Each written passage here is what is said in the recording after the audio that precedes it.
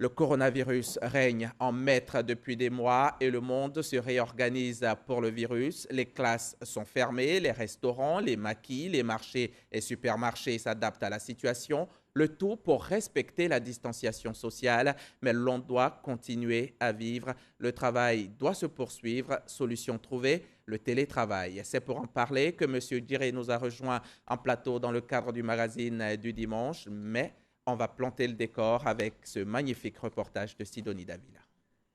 Loin du regard de ses enfants en pleine étude, Ibrahim Traoré Douya, dans son bureau installé à domicile, coordonne toutes les actions avec ses équipes en visioconférence. Effectivement, j'ai vu en fait un mémo passer par rapport à un certain nombre de mesures à appliquer sur les postes de travail. D'accord, ok. On espère que le lundi au moins tout le monde pourra travailler de la maison. La visioconférence est par excellence l'élément le plus marquant du télétravail. Ce mode de travail qui s'effectue hors des locaux de l'employeur s'inscrit dans une démarche d'amélioration de l'organisation du travail tout en s'appuyant sur les technologies numériques. Le télétravail est même une recommandation du gouvernement. Depuis le début de la crise sanitaire, la continuité des activités du gouvernement se fait par télétravail. Le nombre des membres du gouvernement est restreint au Conseil des ministres. Les autres y assistent par visioconférence. Cette interaction est rendue possible grâce à l'action de l'Agence nationale du service universel de télécommunications ANSUT. L'agence accompagne l'État dans la mise en œuvre des outils pour faciliter la continuité des activités. Désormais, c'est derrière ces écrans que tous les travailleurs se barricadent. La raison, se protéger contre le coronavirus. Monsieur Diré, elle l'a dit, Sidonie Davila, mais on veut vous entendre également. C'est quoi le télétravail? Télétravail, d'abord, merci de nous donner cette occasion d'échanger avec l'ensemble des populations. Le télétravail, on va adopter une définition simple. C'est la capacité de pouvoir simplement assurer une continuité d'activité en dehors d'un lieu conventionnel de travail. Donc aujourd'hui, on sait très bien que quand quelqu'un travaille, c'est dans un lieu spécifique. Donc le télétravail, c'est la capacité de le faire en dehors de ce lieu spécifique. Donc on peut adopter cette définition de façon très simple pour que tout le monde puisse comprendre c'est quoi le télétravail. Télétravail, ce n'est donc pas travailler devant sa télé, mais tout travailler à distance. Est-ce que ce mode de travail bénéficie d'un encadrement? Qu'est-ce que le législateur en dit? Bon, aujourd'hui, le télétravail, c'est sûr que dépendamment des contrats qu'un employé a avec son employeur, il peut prendre diverses formes. Donc aujourd'hui, le standard, c'est que dans les dispositions relatives au travail, l'employeur essaie de mettre les éléments qu'il faut, les conditions qu'il faut pour que le télétravail soit une réalité et qu'elle puisse apporter la continuité d'activité pour l'employeur et qu'il puisse assurer un certain nombre de relations continues avec ses clients pour s'assurer vraiment que toute la partie économique de l'activité puisse être maintenue et qu'on puisse payer l'employé qui est en télétravail aussi. Donc, c'est un peu cette jonction entre l'employeur et l'employé qui peut varier dépendamment de la nature du contrat qu'on a. Mais aujourd'hui, aucun contrat de travail ne fait mention du télétravail. Oh, ben, je pense que je ne connais pas exactement le code du travail, mais aujourd'hui, il y a des dispositions qui permettent d'assouplir le travail en cas de force majeure. Les spécialistes seront mieux placés pour le dire, mais simplement, on retient que le télétravail est une option aujourd'hui dans notre monde moderne, de plus en plus numérique, et qu'aujourd'hui, c'est quelque chose qui doit s'utiliser vraiment de façon efficace et de façon à ce qu'on puisse répondre à des situations comme la pandémie qu'on vit aujourd'hui, qui permet d'assurer la continuité des activités, qui permet aussi à l'ensemble des gouvernements, des États de pouvoir assurer toute la gestion du pays. Donc c'est un élément qui est très important et qui ne relève pas de quelque chose de nouveau, mais qui a plusieurs composantes qu'on aura l'occasion de débattre un peu plus. Eh bien, qui a droit au télétravail? Ben, qui a droit? Je pense que quelqu'un qui a, comme je l'ai dit, qui a les capacités de pouvoir assurer la continuité du travail en dehors de son lieu de travail. Donc, ça veut dire, est-ce que les dispositions sont là? Est-ce que les prérequis sont à disposition?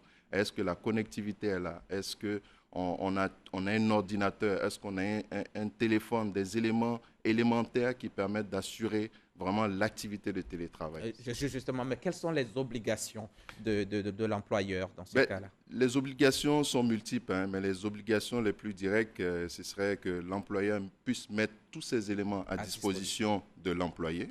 c'est-à-dire pouvoir les garantir, avoir tous les prérequis nécessaires, mais surtout s'assurer avec l'employé de comprendre qu'on doit assurer la continuité de l'activité. Donc, l'employeur doit accompagner l'employé de sorte à ce qu'il soit à l'aise en situation de télétravail. Parce qu'il ne faut pas oublier, on est toujours en affaires, on est toujours en activité, et donc il faut s'assurer vraiment que l'employé soit dans toutes les conditions avec les clients, avec les partenaires pour que vraiment l'activité puisse continuer. Et pour tous les employeurs qui nous suivent en ce moment, dites-leur comment mettre en place le télétravail dans son entreprise. Ben, pour le mettre en place, je pense que tous ceux qui ont des directeurs de services informatiques, le premier élément, c'est vraiment toute la panoplie des différents services qui vont avec le télétravail. Aujourd'hui, la version qui est la plus connue, c'est la visioconférence. Mais il y a d'autres éléments qui contribuent à faire le télétravail. Entre autres, il y a des services qui permettent d'assurer la continuité des paiements des factures, recevoir les courriers.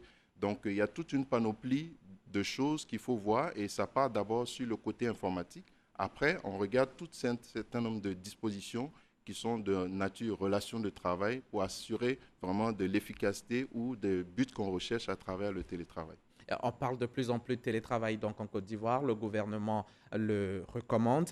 Mais quand on parle télétravail, travail à distance, on parle donc d'Internet, l'utilisation d'Internet. Qu'en est-il de la connexion Internet? Quand ce n'est pas en bon état, ils sont nombreux aujourd'hui, les Ivoiriens, qui se plaignent un peu du débit Internet ici en Côte d'Ivoire. Tout à fait. Ce que vous dites, c'est tout à fait vrai. Ça reste l'élément clé pour le télétravail. Il faut avoir une bonne connectivité et il faut surtout, au-delà de la connectivité, avoir aussi une connectivité qui est sécurisée. C'est un élément qui est très important, on n'en parle pas souvent, parce que la dimension sécurité est importante avec tout ce qu'il y a aujourd'hui, tout ce qui est comme les hackers qu'il y a sur Internet, tous les vols qu'il y a d'identité. Donc, c'est des éléments qui sont importants. Donc, l'Internet est un élément fondamental. Aujourd'hui, je sais qu'il y a beaucoup d'efforts dans l'écosystème, au niveau des opérateurs, au niveau de plein d'acteurs dans le système, pour s'assurer vraiment que l'Internet soit vraiment en quantité suffisante et en qualité. Et donc aujourd'hui, j'estime qu'il y a beaucoup d'efforts dans ce sens, mais ça reste l'élément clé pour s'assurer de bonnes conditions pour faire du télétravail et à continuer à assurer la continuité des activités, comme on le dit. Vous avez évoqué les hackers. C'est un élément important. Il y a des personnes expérimentées pour qui l'outil informatique n'a aucun secret aujourd'hui. Est-ce qu'avec ce qui est en train de se passer, on ne risque pas de retrouver un jour sur la place publique les échanges confidentiels, par exemple, du gouvernement, vu qu'on parle de Conseil des ministres, même des échanges classés secret défense du président de la République avec ses collaborateurs, les plus proches? D'accord. Effectivement, c'est un fait. Nous, par exemple, côté de l'Agence nationale de services universels, qui a le mandat pour la gouvernance électronique de l'État sous la tutelle du ministère de l'économie numérique, on a signé des contrats avec des partenaires qui sont des contrats vraiment qui sont assez verrouillés, où il y a des dispositions sécuritaires qui nous permettent d'assurer vraiment la mise à disposition de ces différents services, mais d'en assurer aussi la sécurité. Donc aujourd'hui, ça reste des éléments d'inquiétude, mais pour l'instant, il faut retenir que ça se fait avec toute la dimension sécuritaire qui va avec, qui nous donne vraiment toute l'assurance nécessaire. La preuve, le dernier conseil de gouvernement et le conseil des ministres s'est tenu avec un outil de visioconférence. On a eu l'occasion vraiment d'accompagner l'ensemble des cabinets ministériels. On leur a donné un certain nombre de manuels pour s'assurer qu'ils prennent la main sur l'outil et qu'ils s'assurent de vraiment l'utiliser dans les bonnes conditions de l'Internet. Donc, c'est un défi majeur à l'échelle mondiale, mais aujourd'hui, nous, on a quand même un certain nombre de dispositions qui nous permettent d'avoir, je dirais, la paix d'esprit pour pouvoir continuer les activités du gouvernement. En Côte d'Ivoire, grâce à l'ANSUD, c'est sûr, le réseau est sécurisé, ça va aller. Oui, mais il faut le dire, l'ANSUD, ce n'est pas que l'ANSUD, c'est surtout l'écosystème, les opérateurs avec le régulateur. Tous les efforts sont faits vraiment pour qu'on ait un réseau de bonne qualité et en quantité suffisante pour desservir vraiment toute la notion de télétravail, pour que tout le monde soit à l'aise à consommer tous ces différents services. Et vu qu'on parle de télétravail, l'Internet, il n'y a pas de risque que ce soit chargé. Déjà que tout le monde ne procédait pas au télétravail, il y avait des problèmes de connexion. Aujourd'hui, si tout le monde s'y met, la data, je ne sais pas, est-ce que vous êtes prêt à assurer cela? Au niveau de la data, je pense que la Côte d'Ivoire est assez bien desservie en termes de data. On a aujourd'hui à peu près 4 câbles sous-marins de très haute capacité qui arrivent. Donc, je ne pense pas qui sont déjà en place. Pardon, mais qui ne sont pas encore installés. Qui sont déjà en place. D'accord. Voilà. Donc, c'est ce qui fait qu'on a l'Internet mobile. Donc, je ne pense pas qu'il y en ait un souci dans ce sens, mais le régulateur qui suit un peu toute cette activité avec les opérateurs est mieux placé pour le dire. Mais ce qu'on peut dire de notre côté, par rapport aux différents services qu'on met à disposition, c'est des éléments qui restent des enjeux, mais qui sont gérés vraiment à l'échelle de l'ensemble des acteurs de l'écosystème pour s'assurer que vraiment on dise aux gens, allez en télétravail, mais vous avez aussi tous les éléments qu'il faut, la bande passante qu'il faut pour pouvoir assurer la continuité de l'activité. Parce que c'est l'élément clé en fait. Et ils sont nombreux, ces travailleurs, ils sont nombreux qui ne savent pas utiliser du tout l'outil informatique. Ils se posent alors la question de renforcement des capacités. Oui, le renforcement de capacité, je pense que ça reste un élément fondamental parce qu'à la fin, l'Agence nationale de services universels de télécommunications, on a un portefeuille, on a plusieurs projets qu'on réalise, des projets de e-service. Et ces projets, en fait, une fois qu'ils sont réalisés, le défi, c'est la conduite de changement, que les populations, tout le monde s'approprie ces différents services.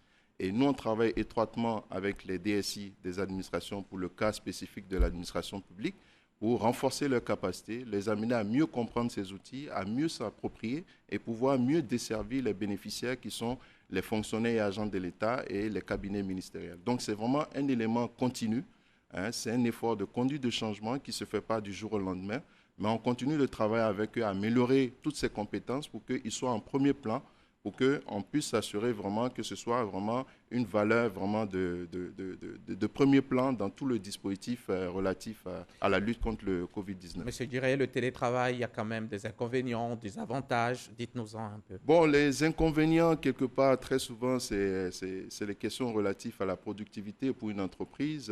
Comment est-ce qu'on peut préserver cette productivité? Et l'autre élément, comment s'assurer que le temps de travail est vraiment celui qui est donné à chaque employé. Donc, ça reste des éléments qui restent du ressort vraiment de la relation entre un employé et son employeur. Maintenant, au niveau des avantages, aujourd'hui, à l'image de ce qui a été fait sur certains e-services qui simplifient la vie des gens, c'est minimiser les déplacements des gens. C'est s'assurer vraiment que les gens n'aient pas à aller faire le piquet sur certaines demandes, ne pas aller en une réunion avec un collaborateur, on n'a pas besoin de se déplacer. Donc, c'est tout ça qui fait en fait que toute la question du numérique, au-delà de télétravail, est un élément vraiment fondamental et ce n'est pas une valeur de refuge. C'est vraiment un élément de premier plan qui vraiment doit s'intégrer systématiquement dans tout le travail, dans la modernisation qu'on fait de l'ensemble de nos activités et de l'ensemble du fonctionnement de l'administration publique. Et l'application Teams, c'est l'application de l'administration publique ivoirienne? Oui, l'application Teams, c'est l'application et l'outil pour faire de la visioconférence. On l'a utilisé pour le conseil de gouvernement et conseil des ministres. Et au-delà, à l'intérieur, il y a plusieurs composantes de fonctionnalités. On peut faire du travail collaboratif, on peut travailler simultanément avec un certain nombre de collaborateurs. Donc, c'est vraiment un outil qui est très puissant, qui permet d'assurer une continuité d'activité et qui permet aussi de pouvoir assurer une certaine gouvernance de l'ensemble de l'activité nationale. Et aujourd'hui, on est quand même assez fiers des résultats qui ont été apportés lors des premiers lancements. Merci, Monsieur Djiré. Il faut dire que l'ANSUT n'a pas attendu cette crise pour mettre les services, pour proposer ces services à travers le numérique. Je pense au package eGov. Tout à fait. Merci, Monsieur Djiré. Monsieur Djiré Soulé, directeur d'exploitation à l'ANSUT, l'Agence nationale du service universel des télécommunications. Merci encore pour tous ces éclairages sur le télétravail. Bon retour chez vous et à